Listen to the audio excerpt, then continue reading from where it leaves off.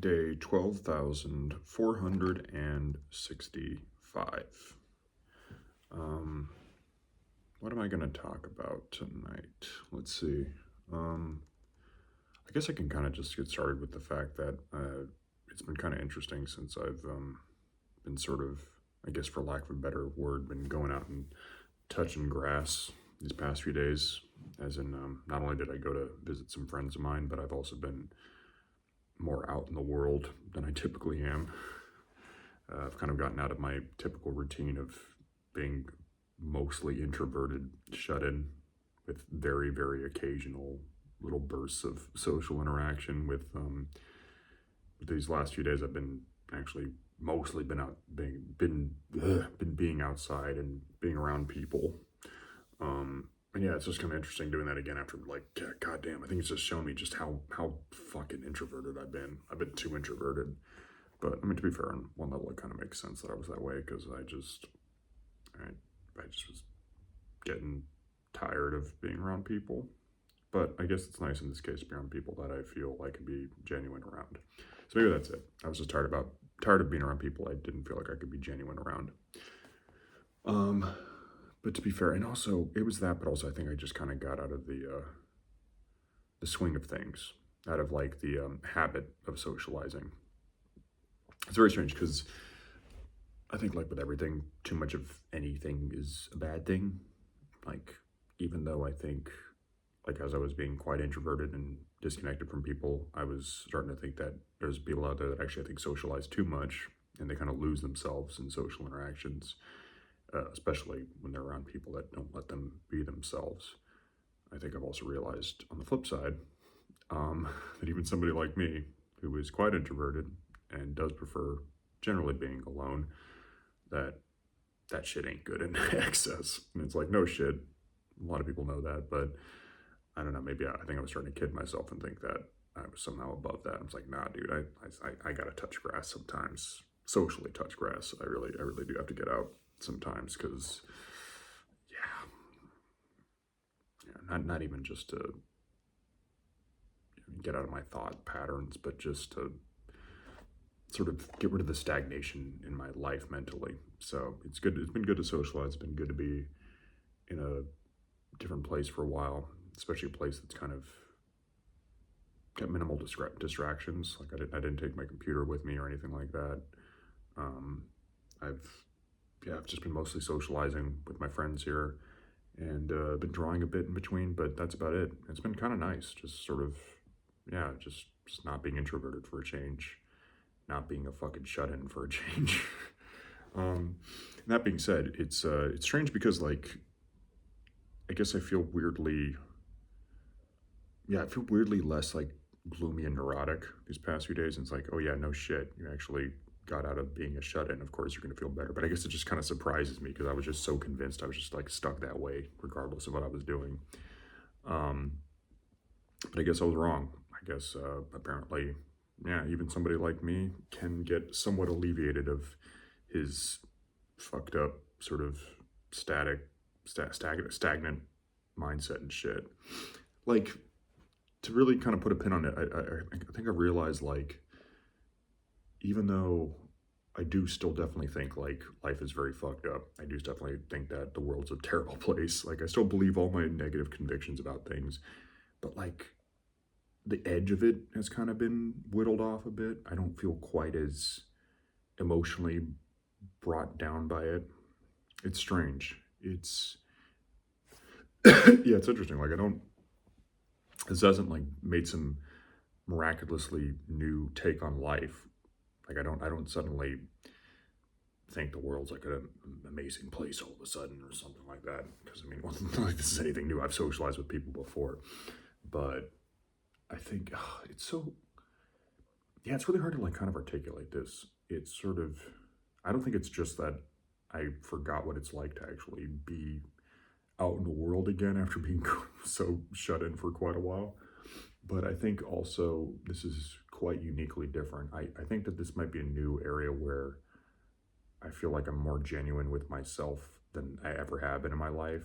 And this is the first time in my life where I've been kind of out in the world while being, I'd say, the most genuine version of myself ever. So I think that's what's like kind of new here. I feel like a lot of times why in the past it was more like not as rewarding, especially up until kind of recently. Why being out in the real world was not so rewarding was because I realized I just wasn't really being a genuine version of myself. I was being way too self-conscious, way too like, yeah, way too much of trying to be like a people pleaser, trying to fit in, all that shit. And I think, yeah, I think maybe that's just what it is. I've realized like I can still go out and socialize with people without having to compromise who I am. And I think that that's something I just was being skeptical about, but I just thought that I like had to be a different person. I think I just got this like neurotic obsession that like, it's either I could be my true self and be alone, or I'd have to go out and be fake. And I realized like, no, I just have to be around better people. So I think what's a good thing about this is that it's made me realize that. It's made me realize like that the people I'm hanging out with here are genuine friends of mine, that they're people that I don't have to be some fake version of myself. And it's also made me feel less sad about the people I had fallings out with. Fallings out's kind of a strong word, but the people I drifted away from in the last year, because I've realized, yeah, those connections were meant to fall apart because, yeah, they were people that I could not be my true self around. So good riddance, frankly, all the best to them. But yeah, it was meant to fall apart because, yeah, clearly my true self was just not compatible with them. But that's just it. It's just because it wasn't compatible with them, it doesn't mean it's not compatible with everybody. So there, bada bing. And yeah, I don't know. It's just been interesting. It's been interesting having things kind of changed up. I'm not. It's another thing that I've also realized is when I get out of my routine, especially when I get out of the routine of like doing very much like shallow dopamine distractions, especially like reducing my screen time and shit like that, I realize how much more time there is in a day. And it's like a lot of the shit feels like it's like very like no duh stuff to somebody who, if somebody's watching this and there's somebody who's not so fucking much of a introvert, so much of a screen addict and stuff like that, they'd be like, yeah, no shit, dude, that's what happens. But I mean, to be fair, I think a lot of people are fucking screen junkies nowadays. Even if it's not just computers, pretty much everybody's addicted to their phone to some degree. But yeah, it's interesting, like being largely off screens, with the exception of me recording this right now. That yeah, it really kind of shows me that like there is a lot more time in a day than I would think. Like the fact that I've only been here for a weekend, and it's felt like quite like a pretty decent chunk of time. Like I'm heading back tomorrow, but I feel like, yeah, this was like a pretty sizable trip. Like it doesn't feel like it just went, versus if I had spent this weekend back at home, it would have gone by like in a blip.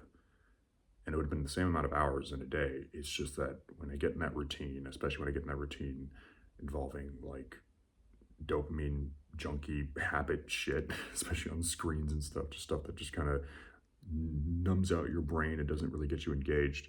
It totally fucks with one's sense of time. It totally makes time just like zip on by. It's very interesting how that is.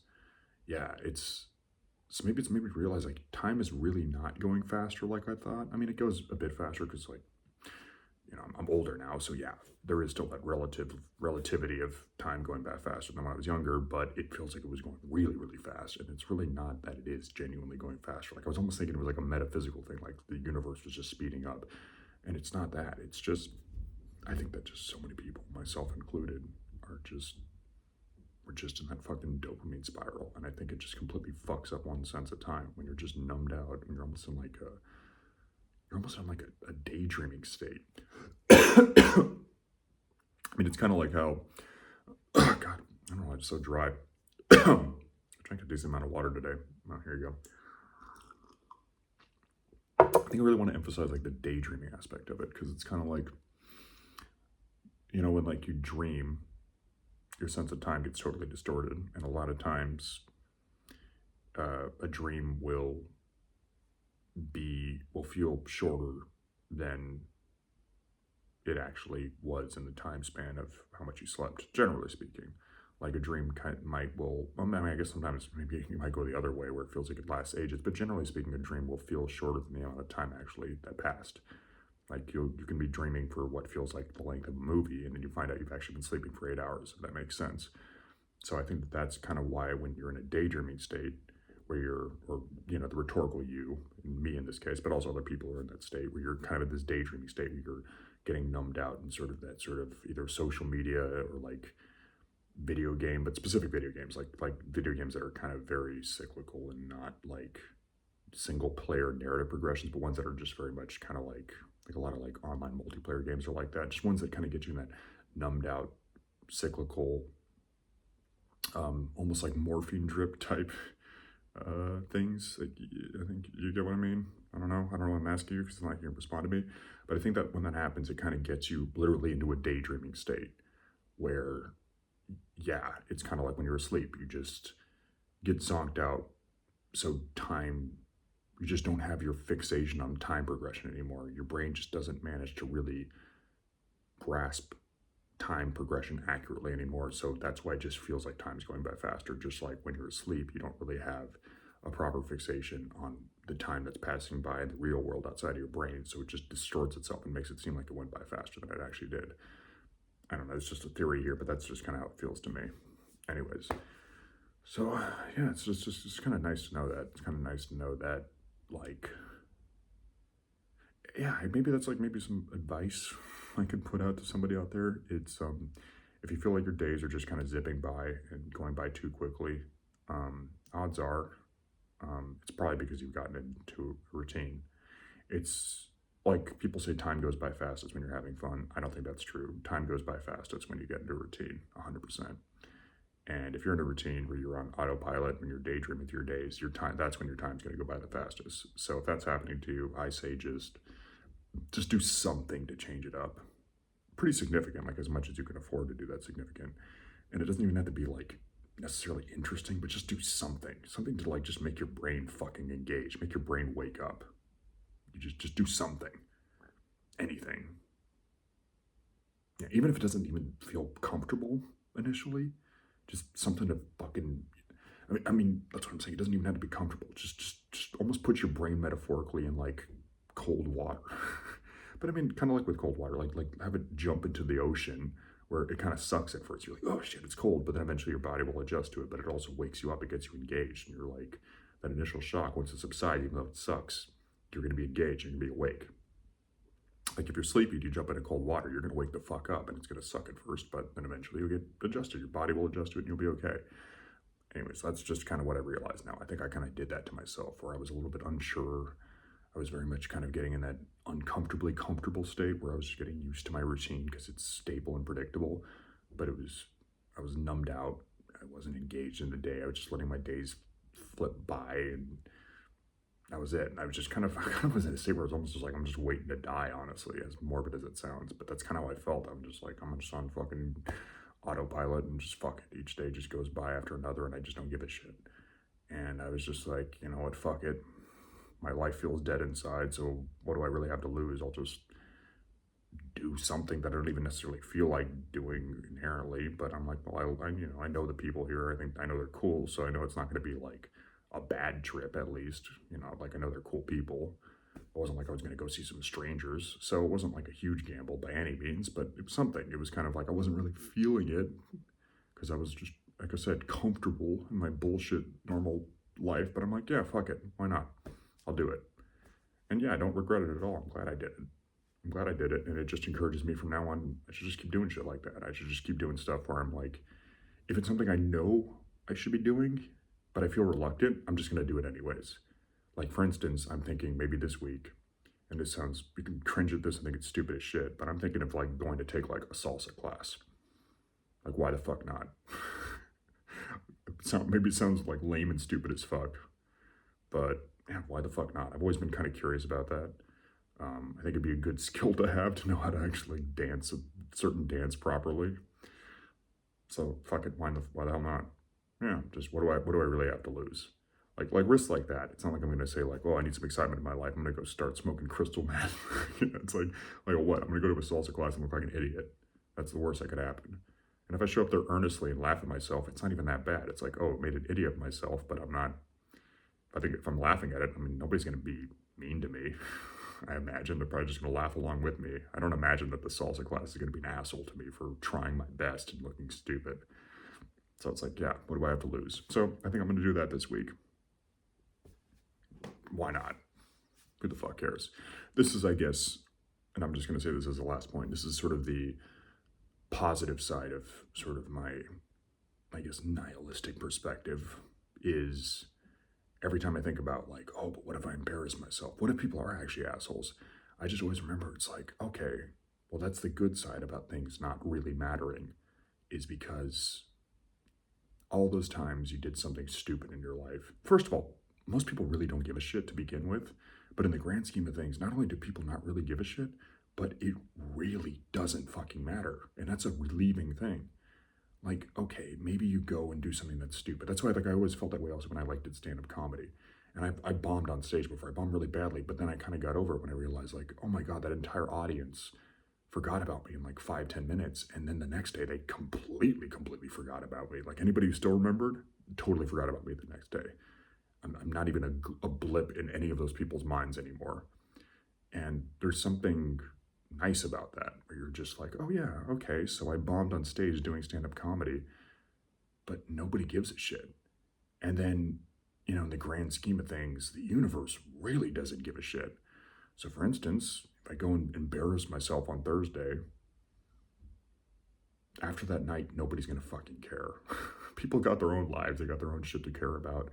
You know, maybe somebody in that class might, maybe if I really embarrass myself and dance really terribly, somebody might remember for like a couple days afterwards, but eventually they're going to fucking forget. And honestly, even if they do remember you, even if you become like a story for somebody as like that guy who danced terribly in a salsa class, or in the case of stand-up comedy, somebody who told like an exceptionally terrible stand-up comedy set, what are you going to be? You're just going to be some like random, at worst, you're going to be some story that some person tells their friend every once in a blue moon.